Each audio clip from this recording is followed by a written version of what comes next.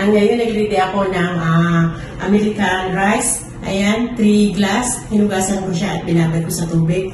At nag-ready rin ako ng dalawang onion. Hiniwa ko siya ng pahaba. At nag-ready rin ako ng carrots. Hiniwa ko rin siya ng pahaba, 4 pieces. At ito, nag-ready ako ng half chicken. At niready ko rin ito tomato paste, hot chili, darsin, at hill. At ito, cumin powder, salt, at muharat. At nag-blend din ako ng dalawang tomato. At ito yung cutting water na gagamitin ko. Tapos ko gagamitin yung sibuyas. Isusunod ko na itong carrots. Kahit siya, i-mix ko siya dito sa oil.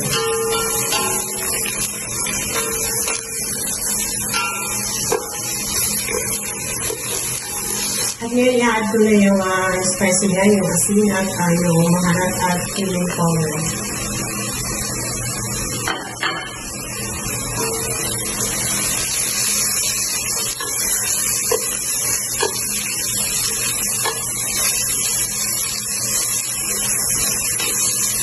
Ngayon, after ma-mix ko siya, isisiparate ko muna siya sa isang lalagyan.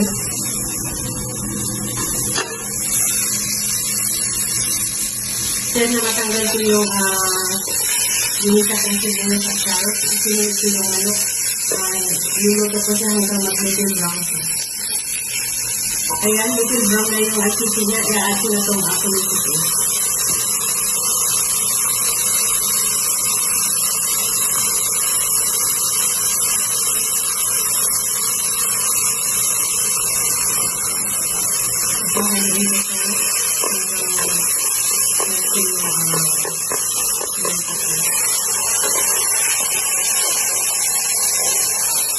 Saan ko na yung binilid ko ang tomatoes.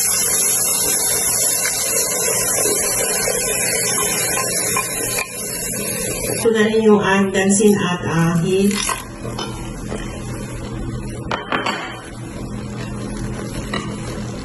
At i-add ko itong ginisa kong carrots at onion. Yung kalahati i-add ko at yung kalahati ititira ko para sa toppings mamaya.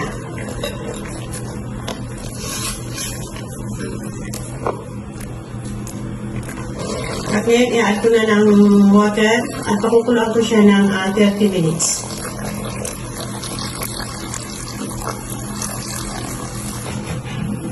And after 40 minutes,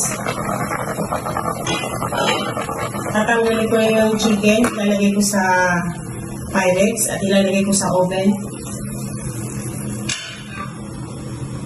Ayan, after na matanggal ko yung chicken niya, i-add ko ngayon yung binabad kong American rice. At palalakasin ko yung apoy niya at after, panghihinain ko. Ayan, at i-add ko na rin itong hot chili. Kunti na yung tubig niya, ilalagay ko na sa ibabaw yung toppings na siniparit ko kanina na onion at carrots.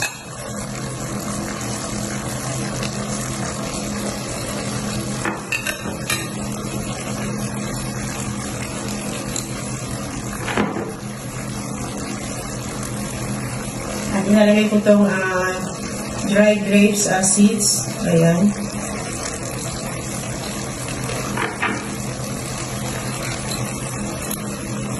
Naglalagay ko ng 3 cup ng hot water.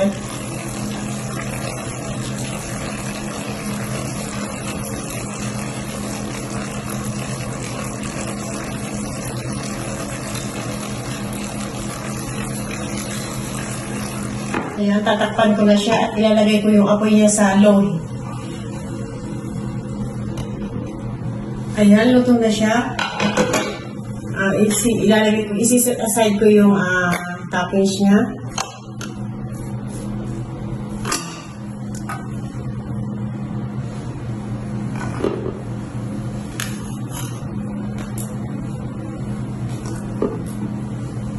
Ayan, nilagay ko na siya sa lalagyan. At nilagay ko na din yung chicken niya sa ibabaw. At ngayon, ready na yung avocado.